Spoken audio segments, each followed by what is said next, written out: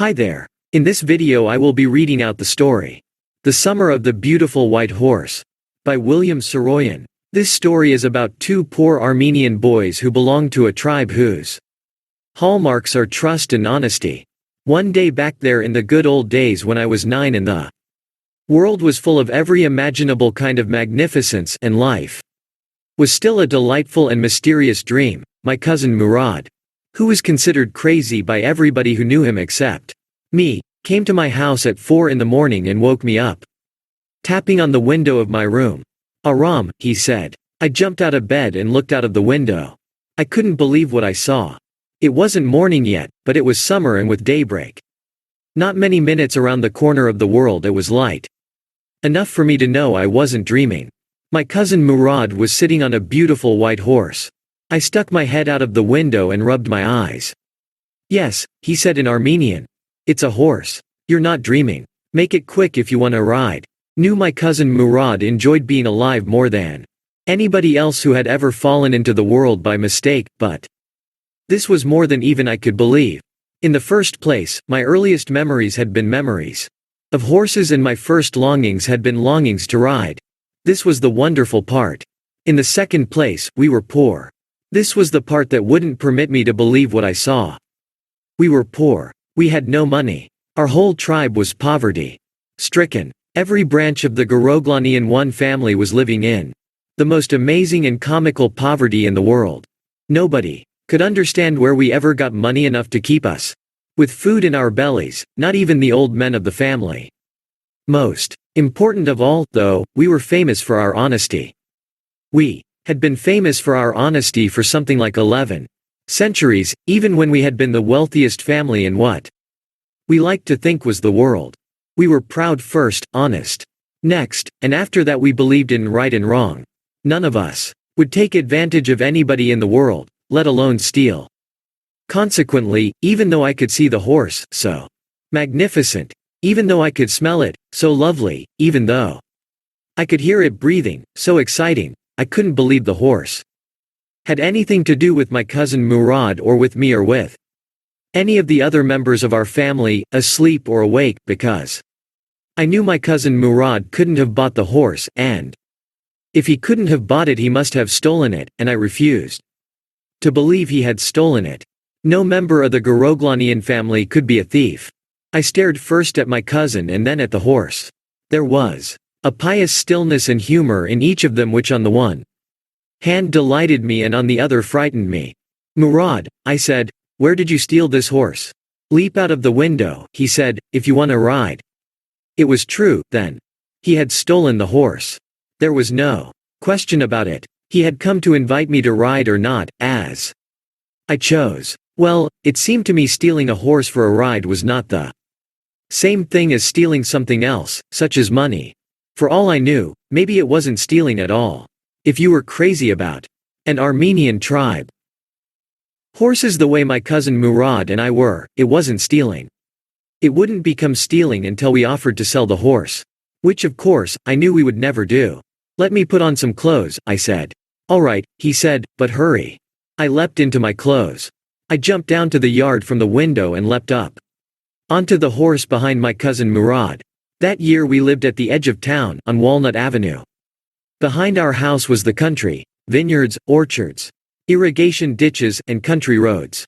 In less than 3 minutes, we were on Olive Avenue, and then the horse began to trot. The air was new and lovely to breathe. The feel of the horse running was wonderful. My cousin Murad, who was considered one of the craziest members of our family, began to sing. I mean, he began to roar. Every family has a crazy streak in it somewhere, and my cousin Murad was considered the natural descendant of the crazy streak in our tribe. Before him was our uncle Khosrow, an enormous man with a powerful head of black hair and the largest mustache in the San Joaquin Valley too, a man so furious in temper, so irritable, so impatient that he stopped anyone from talking by roaring, "It is no harm, pay no attention to it." That was all, no matter what anybody happened to be talking about. Once it was his own son Iraq running 8 blocks to the barber's shop where his father was having his mustache trimmed to tell him their house was on fire. This man Khosrow sat up in the chair and roared, "It is no harm, pay no attention to it." The barber said, "But the boy says your house is on fire." So, Khosrow roared, "Enough, it is no harm, I say." My cousin Murad was considered the natural descendant of this man, although Murad's father was Zorab, who was practical and nothing else. That's how it was in our tribe. A man could be the father of his son's flesh, but that did not mean that he was also the father of his spirit. The distribution of the various kinds of spirit of our tribe had been from the beginning capricious and vagrant. We rode and my cousin Murad sang. For all anybody knew, we were still in the old country where, at least according to some of our neighbors, we belonged. We let the horse run as long as it felt like running. At last my cousin Murad said, "Get down. I want to ride alone." "Will you let me ride alone?" I asked. "That is up to the horse," my cousin said. "Get down. The horse will let me ride," I said. "We shall see," he said. "Don't forget that I have a way with a horse." "Well," I said, "any way you have with a horse, I have also." "For the sake of your safety," he said, "let us hope so." "Get down." "All right," I said, "but remember you've got to let me try to ride alone." I got down and my cousin Murad kicked his heels into the horse and shouted, "Vizier, run."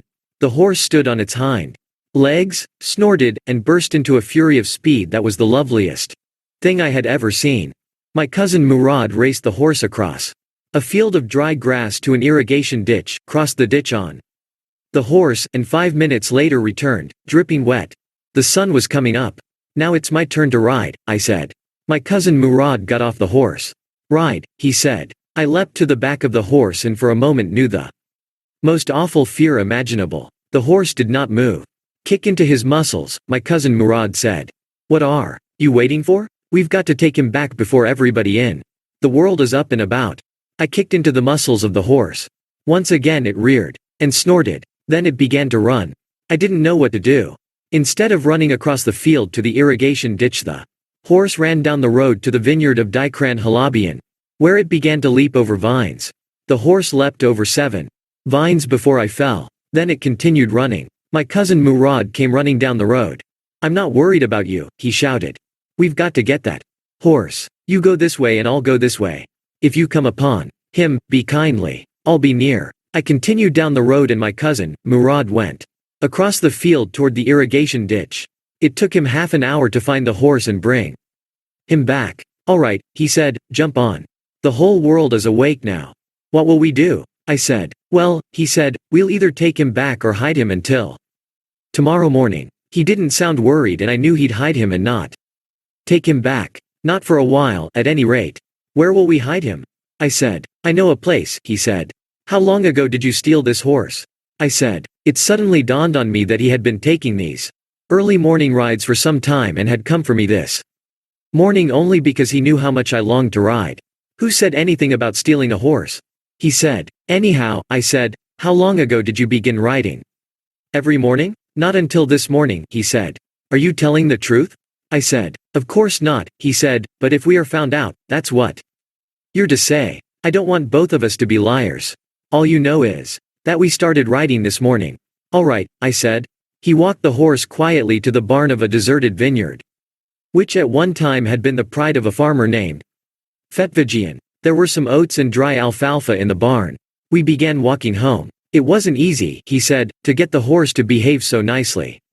At first it wanted to run wild, but, as I've told you, I have a way with a horse. I can get it to want to do anything I want it to do. Horses understand me." "How do you do it?" I said. "I have an understanding with a horse," he said. "Yes, but what sort of an understanding?"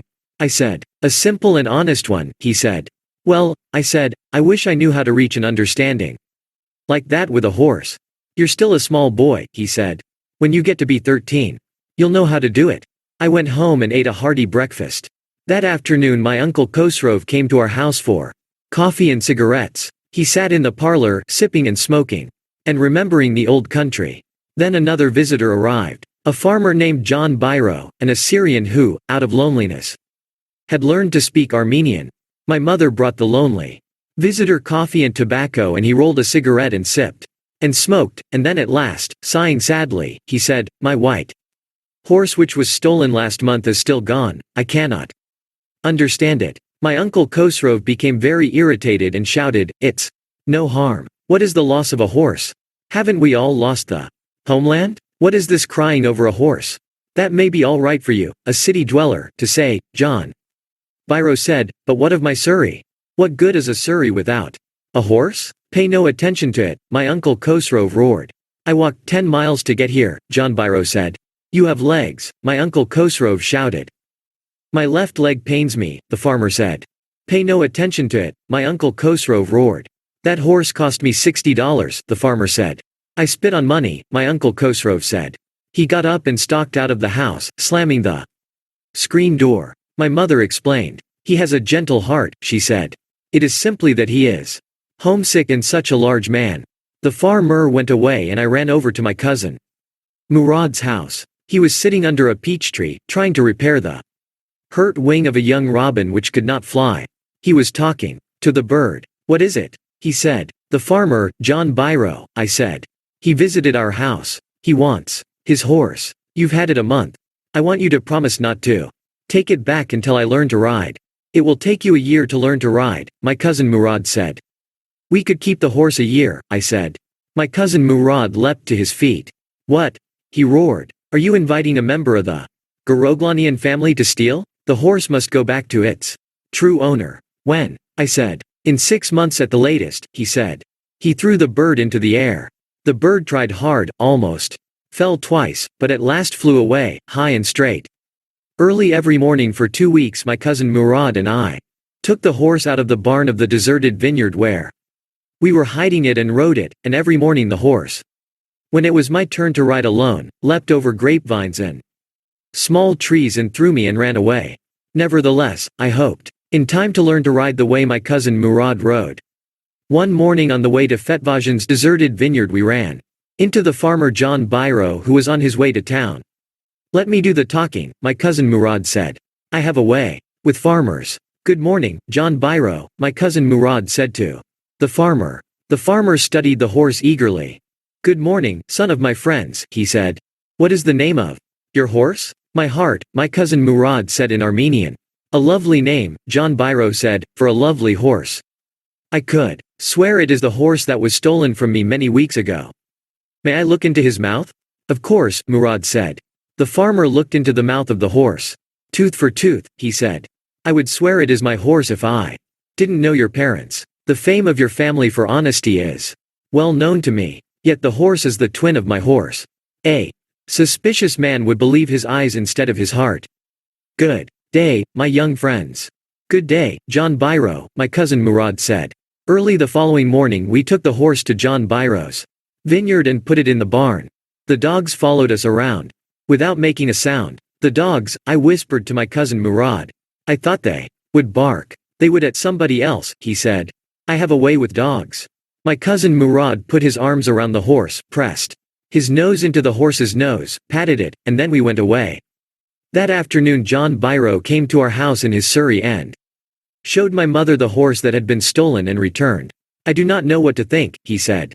"The horse is stronger than ever, better tempered, too. I thank God." My uncle Khosrov, who was in the parlor, became irritated and shouted, "Quiet, man, quiet. Your horse has been returned. Pay no attention to it."